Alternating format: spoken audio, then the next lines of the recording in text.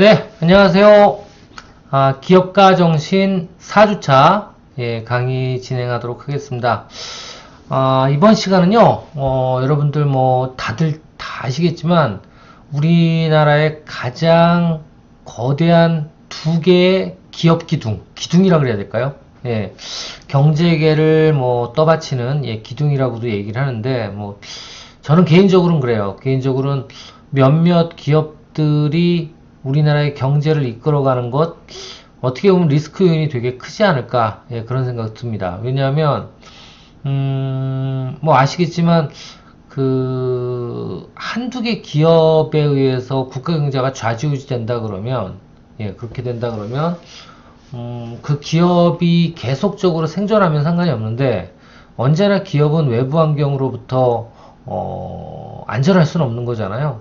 그러다 보면 뭐 쉽게 얘기하면 축소될 수도 있고 그렇게 되다 보면 국가 경제가 전반적으로 봤을 때 거시적으로 봤을 때 안정적이지 않을 수 있기 때문에 저는 다양성이 확보된 기업군들이 있어야지만 그러니까 예를 들면 지금도 뭐 보시면 아시겠지만 뭐 건설이라든가 아니면 반도체 뭐 아니면 이런 첨단 그 분야를 선점하는 모든 기업들은 다 대기업이에요.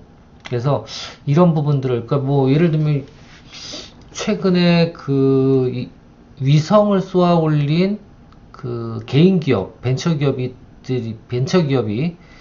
뉴스에 나온 걸 봤는데 이런 것처럼 어떤 첨단 분야 어떻게 보면 대기업이 독점할 수 있는 분야를 벤처라든가 신생 기업들이 점점 치고 나오는 이런 도전 정신들이 계속 있어야지만 그리고 그렇게 해서 다양성이 유지되어야지만 경제 생태계, 창업 생태계, 기업 생태계가 건전해지지 않을까 그런 생각을 하게 됩니다.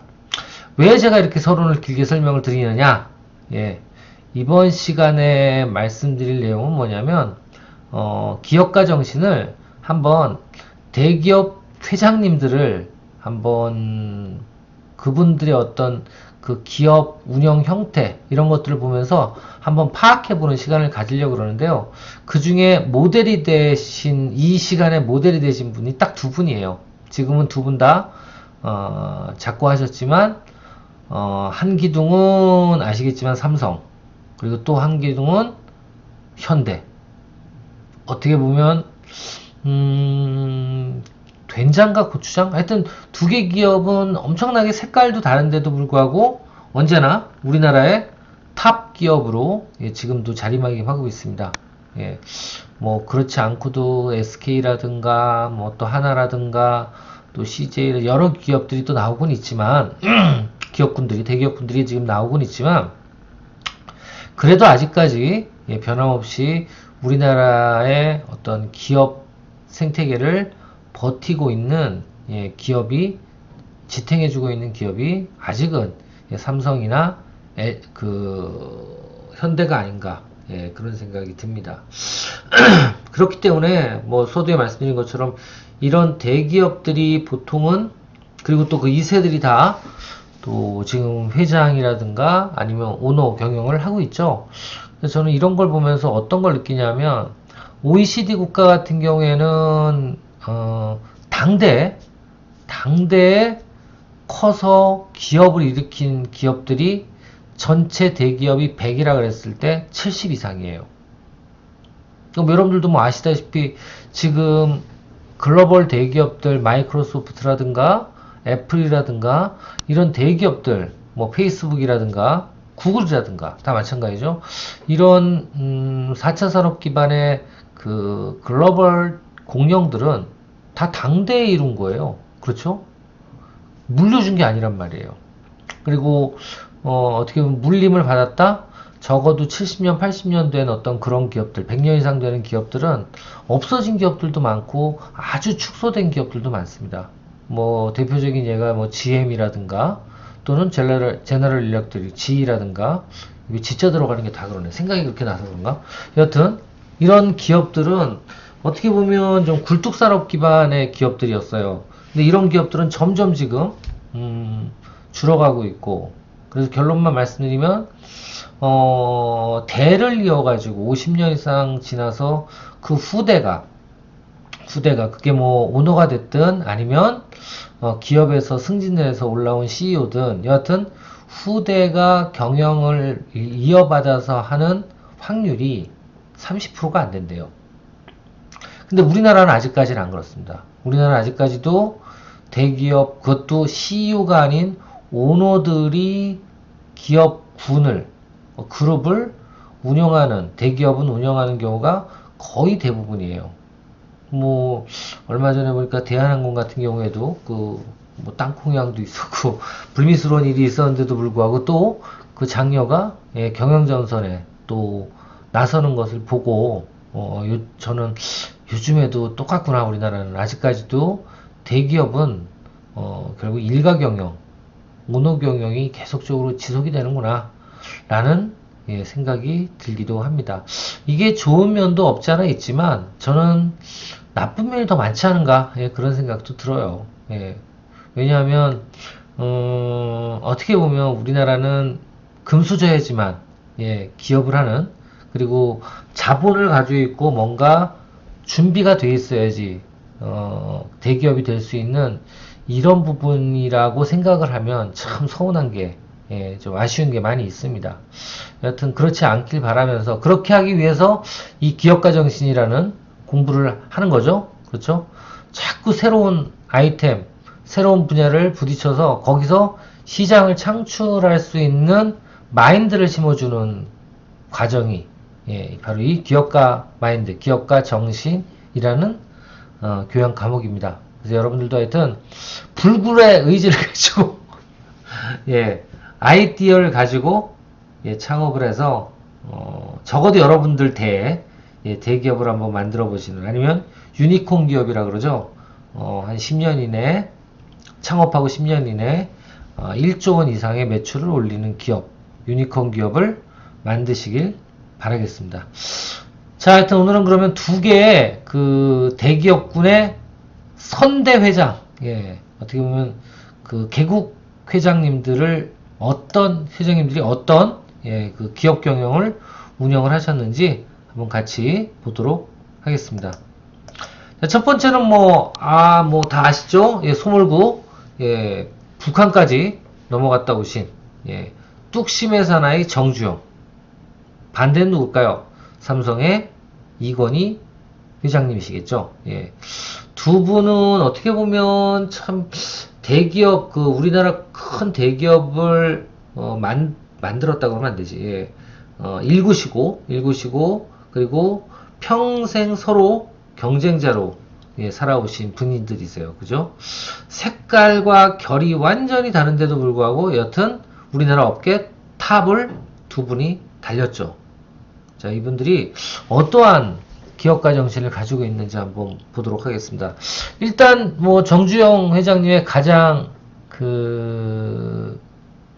일화 같은, 아니면 입에서 어떻게 보면 닉네임과 같이 이렇게 나오는 얘기 중에 하나가 바로 뭐예요? 이봐 회복이나 했어요. 그렇습니다. 실행 정신을 가장 강조한 분이세요. 불가능이란 없다. 쉽게 얘기하면, 불가능이란 없고, 그리고 위험은 분명히 따르고 암흑이 있지만, 저는 이분의 가장 큰 장점이자 능력은 그렇습니다. 저는 바로 리스크 테이킹이라고 봐요. 그러니까 기업가 정신에서 가장 많이 나오는 위험 감수성이라고 봅니다. 그러니까 위험을 무릅쓰고 무조건 무식하게 들어가는 게 아니라, 일단 일에 착수를 하고 만약에 위험이라든가 생각지도 못한 문제점이 발생한다면 그 문제점을 진짜 아이디어란 방법으로, 그죠?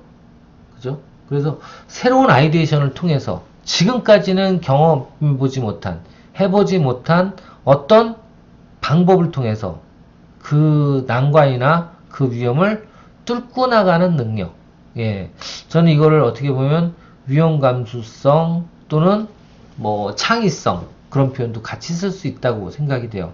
여튼 이분의 가장 큰 장점은 리스크 테이킹이었어요. 그러니까 리스크 테이킹이라고 표현하면 뭐하지만 문제가 발생했을 때 어떻게 보면 가장 그 확실한 리더십이 그거거든요. 조직에 문제가 발생됐을 때 그 문제를 해결해 주거나 없애주는 사람이 바로 누가 할 일이냐? CEO라든가 경영자가 할 일이에요. 그 일을 하신 분이 아닌가? 그런 생각이 듭니다. 그리고 이 위바 회복이나 했어?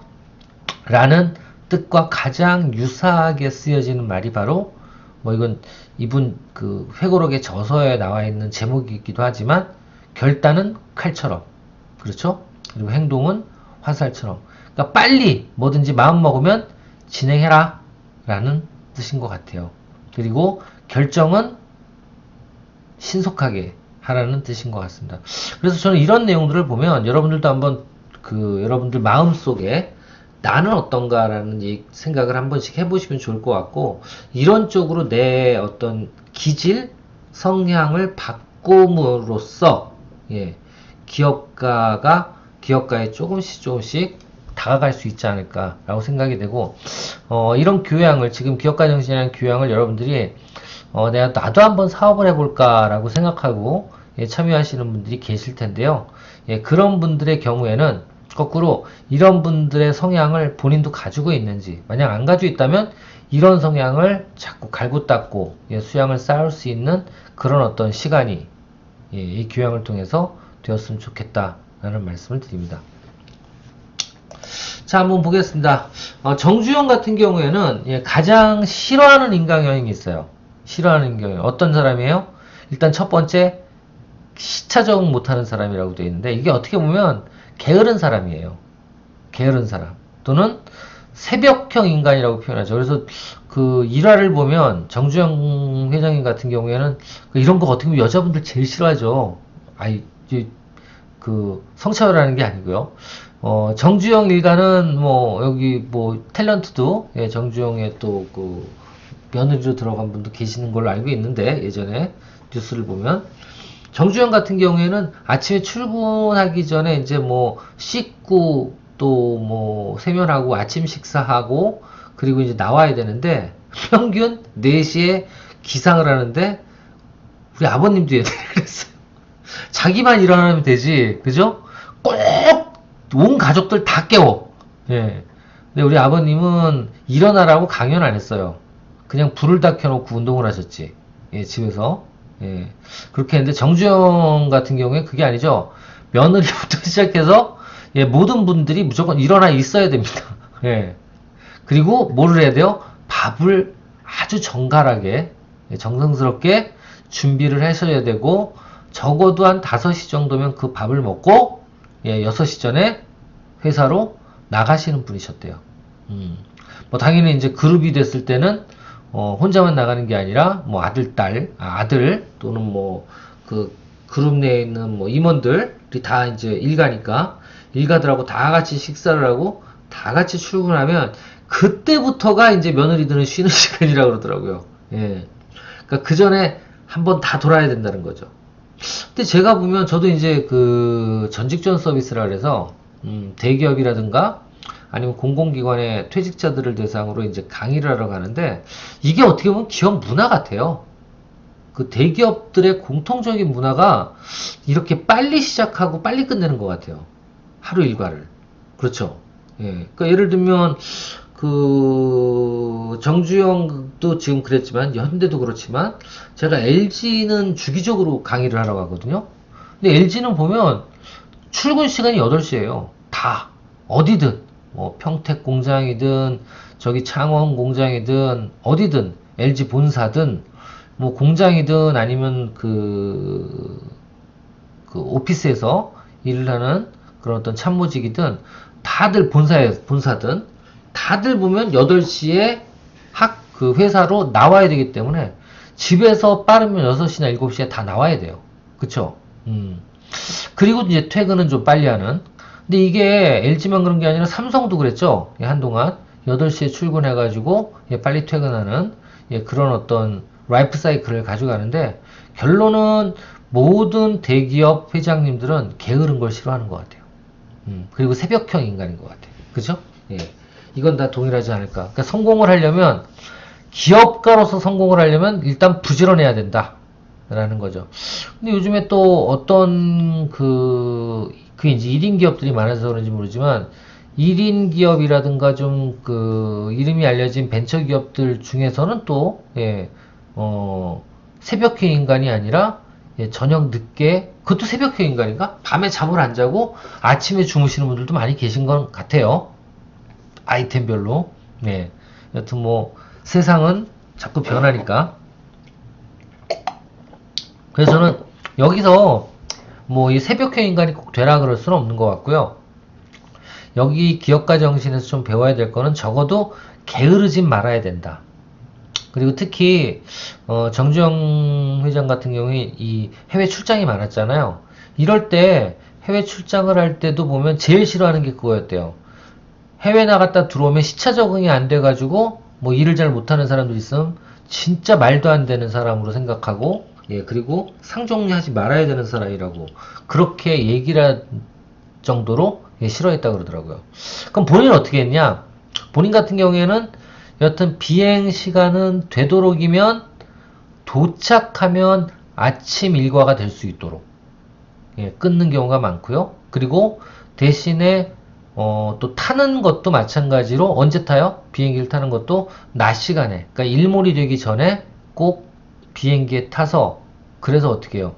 바로 잠을 잘 수 있도록. 그래서 보통 잠자기 편하게 하려면 어떻게 하는 게 제일 좋아요? 잠자기 전에 죽어라고 운동을 하면 되죠. 그래서 꼭 정주영 회장 같은 경우에는 비행기, 장거리 비행을 하고 도티 시차 적응을 하기 위한 비행기를 타기 전에는 꼭 운동을 했다 그래요. 자기가 가장 좋아하는 테니스라든가 이런 운동들을, 약간 육체 운동이죠. 골프 같은 거 말고 육체 운동을 통해서, 한마디로 열심히 뛰다가 갑자기 샤워하고 딱 드러나서 누우면 어떻게 돼요? 바로 골아 떨어지죠? 그런 몸 상태를 만들어서 비행기를 탔다 그러더라고요. 그래서 쭉 자고, 그래, 비행기에서 자면 난 잔 것 같지가 않던데, 여하튼 뭐 퍼스트 클래스라 그렇겠죠? 퍼스트 클래스니까 잠자기 편할 거야. 쫙 누워가지고, 그런 퍼스트 클래스에서 잠 한 잠 때리고, 잠 한 잠 때리는 게 아니지, 그냥 쭉 자고, 그리고 일어나면 이제 아침이나 점심 때 도착해 있으니까 바로 일을 시작할 수 있는 컨디션을 유지했다 라고 하더라고요. 여하튼 첫 번째 정주영 회장님한테 배워야 될 기업가 정신이 뭐예요? 바로 게으르지 마라.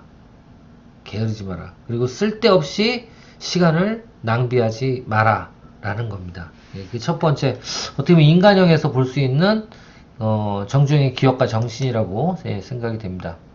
그리고 이제 이봐 해봤어의 가장 큰 일화는 뭐예요? 뭐 여러 가지가 많지만 바로 여기 나와 있는, 그렇죠. 현대물산, 한마디로 조선소를 건립하는 일이었어요.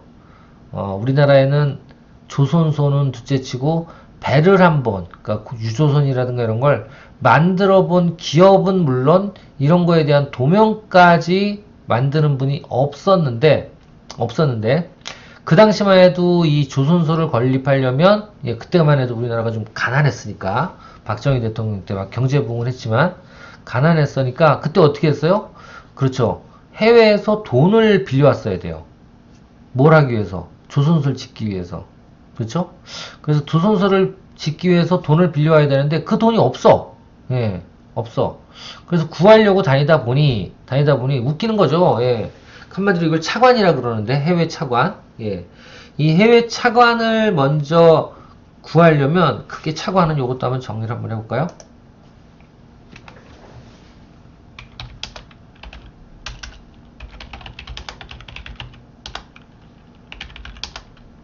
유치 절차. 이건 지금도 그런지 모르겠지만, 일단 첫 번째로는 뭐예요? 해외 은행이나 아니면 투자자가 뭐래요? 대출할 돈을 빌려줘야 되잖아요. 그죠? 이게 있어야 되고, 두 번째로는 그 대출을 할 곳에서, 국가에 뭐예요? 승낙을 받아야 된다고. 이 두 가지가 다 있어야 돼요. 그러니까 돈만 빌려준다고 되는 게 아니라 그 돈을 빌려주겠다는 나라의 승낙도 같이 있어야 돼. 이게 이제 어떻게 보면 차관을 받을 수 있는 방법 중에 하나겠죠. 그렇죠? 자, 이걸 하기 위해서 제일 먼저 누구를 만났냐면 AMP 애플도사의 롱바통이라는 영국의 어떻게 보면 그때 당시에는 거부이자 부호이자 참 기업가라는 기업가인 롱바통을 만났어요. 이분을 어떻게 설득했냐? 그러니까 이게 대단한 거죠. 조선소도 없고, 그리고 수주도 안 돼 있고, 그리고 한 번도 지어본 적도 없는데, 어떻게 설득했을까? 우리 정주영 회장이 이때 바로 이 롱바통 회장한테 내민 게 뭘까요? 여기 나와 있는 이 500원짜리 지폐예요. 500원짜리 지폐. 그때만 해도 지폐, 500원이 지폐였거든요. 이 지폐를 보여주면서, 야, 니네 영국은 뭐 조선의 조선 기술의 어떤 대국이고, 그리고 여러 글로벌 기업의 그 대양을 누비는 배를 지금까지 만들어 왔지만, 너희 만들기 시작한 게 1800년대 아니냐. 1800년대 아니냐. 우리는 1500년대, 그렇죠. 조선시대에 이순신이라는 장군이 만든 철갑선이 있다. 우리가 훨씬 더 빠르다.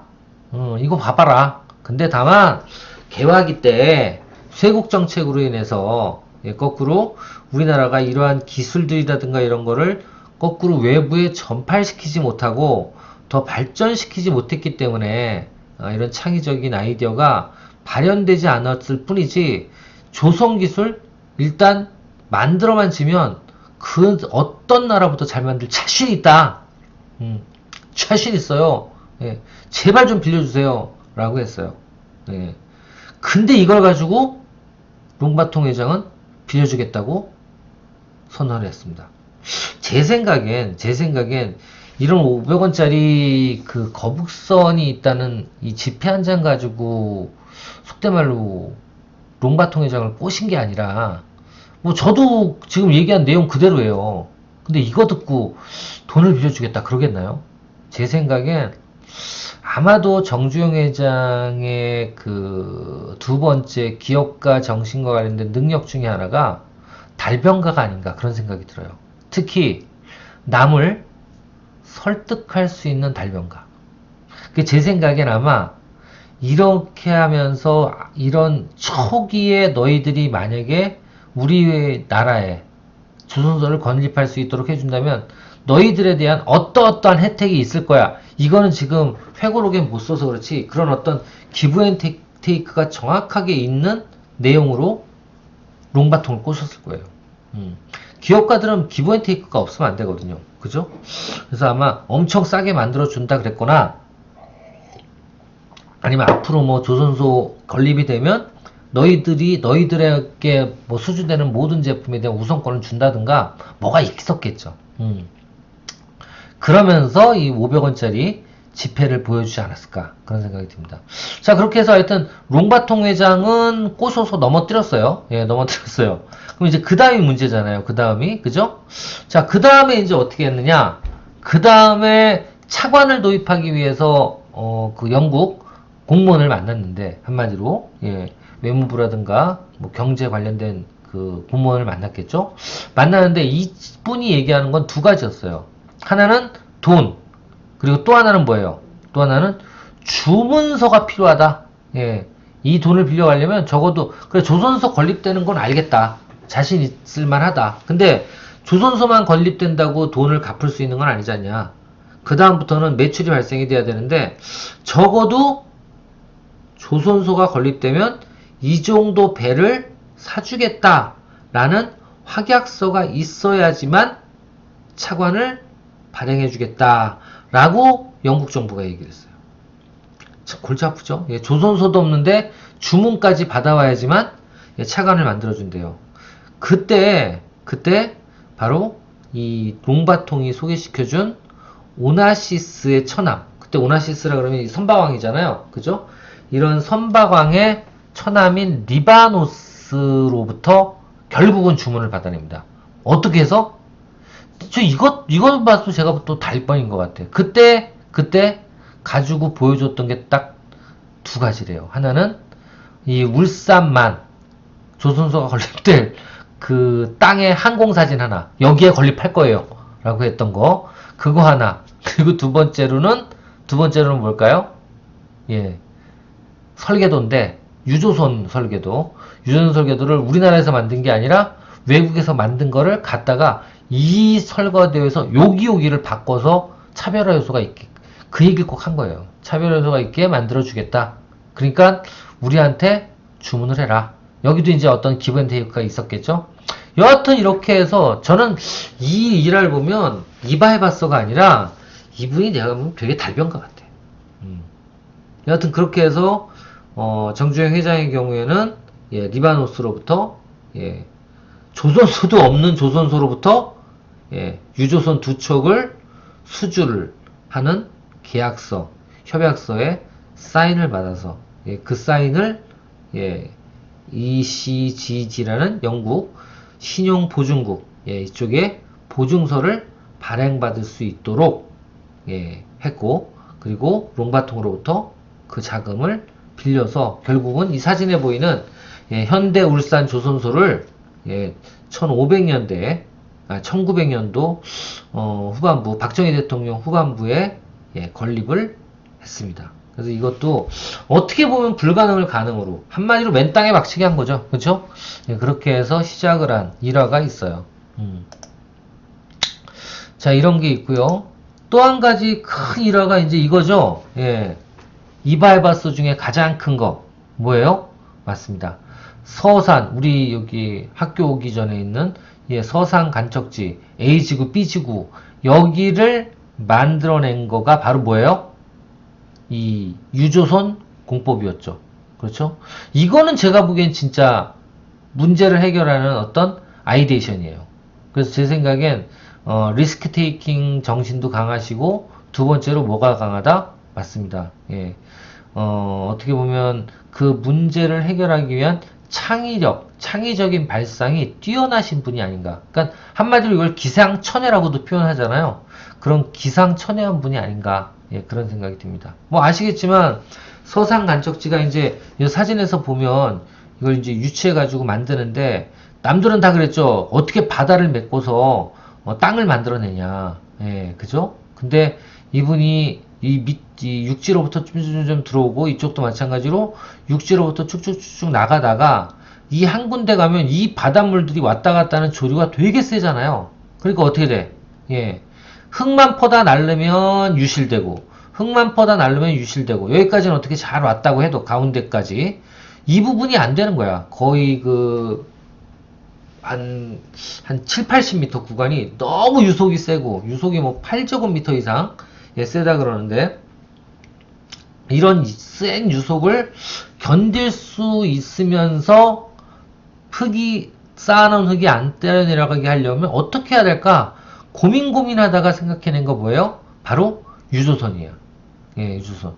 그러니까 옛날에 보면 이런 유조선을 왜 사가지고 오냐면 뭐 여러분들도 아시겠지만 예, 이건 좀 이따 얘기 드릴까? 하여튼 이 유조선은 하여튼 고철이었어요. 그래서 이거를 고철로 쓰려고 가지고 들어온 유조선, 한마디로 패선이지, 패선. 예.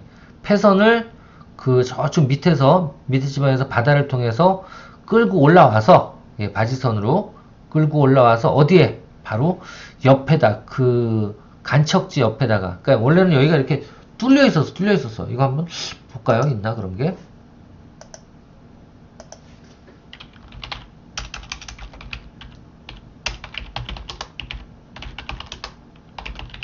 이러면 나올 거야.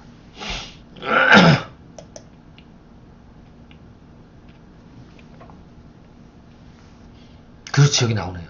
그죠?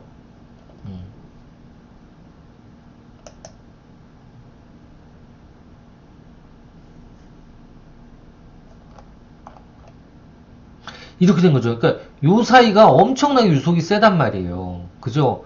이렇게 세니까 어떻게 해요? 예. 바로 갔다가 이 유조선을 밀어서 바지선 한 세네 대로 도공을 해서 이쪽으로 딱 갖다 붙이고 그리고 어떻게 했어요? 이 유속이 빠른 이쪽이 아니라 이 옆에다가 흙을 갖다 붙여버리니까 여기 이제 막힌 거잖아. 완전히. 막혔으니까 이제 고인물이 되니까 이 뚝을 연결하기가 쉬워진 거죠. 그렇죠?